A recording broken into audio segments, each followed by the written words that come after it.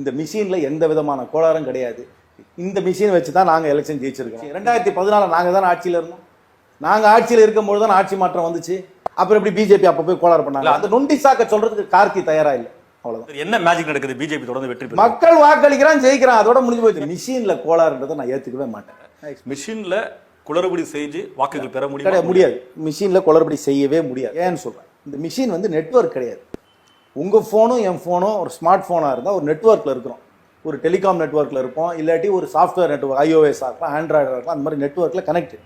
இந்த மிஷின் வந்து கனெக்டட் கிடையாது. ரெண்டுமே இண்டிபெண்டன்ட் மிஷின்ஸ். இந்த மிஷினை குளறுபடியே பண்ண முடியாது. ஒரு மிஷினை நீ நோண்டினா கூட இன்னொரு மிஷின்ல ஒன்றும் பாதிப்பு வராது.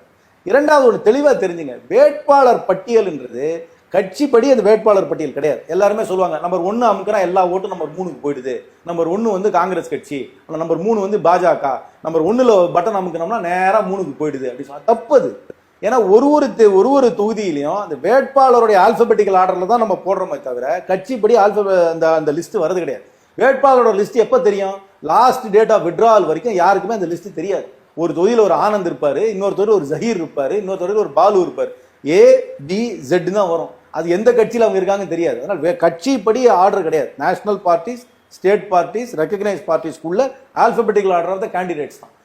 Alphabetical order of the candidates எப்படி முன்னாடியே எப்படி ப்ரோக்ராம் பண்ணி அனுப்புறது?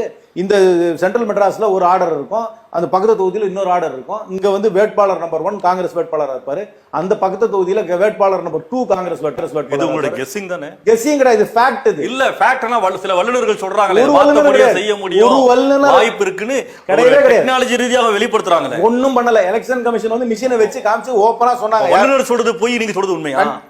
இந்த இதுல குளறுபடி செய்யலாம் சொல்றவர்கள் வல்லுநர்கள் கிடையாது. அப்படி வல்லுநர்கள் சொன்னால் அது பொய். அவ்வளவுதான் நான் சொல்றேன். உங்களுக்கு தெரியாதா? தெரிஞ்சது சொல்றேன். எனக்கு தெரிஞ்சதான் சொல்றேங்க. நான் ஃபேக்டா சொல்றேன். எலெக்ஷன் கமிஷன் வச்சாங்க, மிஷினை வச்சுட்டு யாராவது வந்து ஹேக் பண்ணுங்கன்னு சொன்னாங்க. ஒருத்தர் கூட வரவே இல்லையே. எலெக்ஷன் கமிஷன் நடத்தினாங்களா இல்ல? நீங்க சர்ச் பண்ணி பாருங்க. எலெக்ஷன் கமிஷன் ஓப்பனா வச்சாங்க. ஒரு டைம் கொடுத்து நாங்க மிஷினை வச்சிடறோம், யார் வேணும்னாலும் வந்து ஹேக் பண்ணி காமிங்கன்னு சொன்னாங்க. ஹேக் பண்ண முடியாது. இந்த மிஷினை ஹேக் பண்ணவே முடியாது. சரி, என்ன மேஜிக் நடக்குது? பிஜேபி தொடர்ந்து வெற்றி பெறும். மக்கள் வாக்களிக்கிறான், ஜெயிக்கிறான், அதோட முடிஞ்சு போச்சு. அதிருப்தி, போராட்டங்கள், ஆர்ப்பாட்டங்கள் எல்லாமே நடக்குது, வெற்றி பெறாங்க. ஃபர்ஸ்ட் பாஸ்ட் தி போஸ்ட் சிஸ்டத்துல அவங்களுக்கு 35% வாக்குகள் தான்.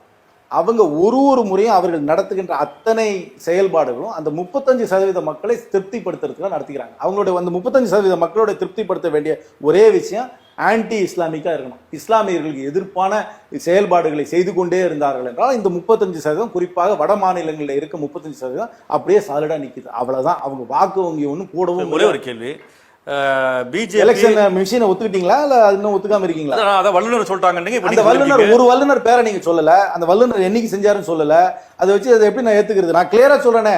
இப்ப எலக்ட்ரானிக்ஸ் இந்த பாரத் எலக்ட்ரானிக்ஸ் வந்து கொண்டு போய் வச்சாங்க மிஷினை வச்சு, ஒருத்தர் கூட ஹேக் பண்ண முடியல. அதனால தயவு செய்து இது வந்து அவுட் ஆயிட்டு பிச்சு நல்லா இல்லைன்னு சொல்ற மாதிரி இருக்குல்ல. இந்த மிஷின்ல எந்த விதமான பத்தி நீங்க பேசுறீங்க, அதற்கான ஆவணங்கள் வச்சு நானும் உங்கள்ட்ட பேச முடியும். ஒரு விவாதம் வைக்கலாம், அது ஒரு 1/2 மணி நேரம் விவாதம் வைக்கலாம். அதை பத்தி முழுமையாக வல்லுநர் சொல்லக்கூடிய கருத்து ஒரு டிபேட் எப்படி பண்ணலாம்னா, ஒரு வல்லுநரை கூப்பிடுங்க, எலெக்ஷன் கமிஷன்ல ஒருத்தர் கூப்பிடுங்க, 4 பேர் வச்சே பண்ணிடலாம்.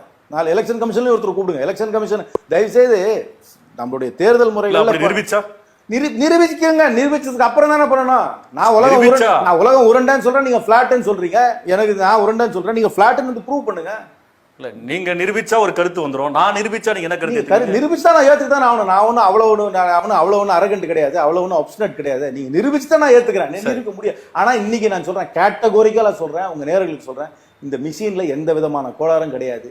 தேர்தலில் ஜெயிக்கிறோம், தேர்தலில் தோக்குறோம். ஒரு கட்சி 2014 நாங்க தான் ஆட்சியில இருந்தோம். நாங்க ஆட்சியில் இருக்கும்போது தான் ஆட்சி மாற்றம் வந்துச்சு. அப்புறம் எப்படி பிஜேபி அப்ப போய் கோளாறு பண்ணாங்க? அந்த வேலை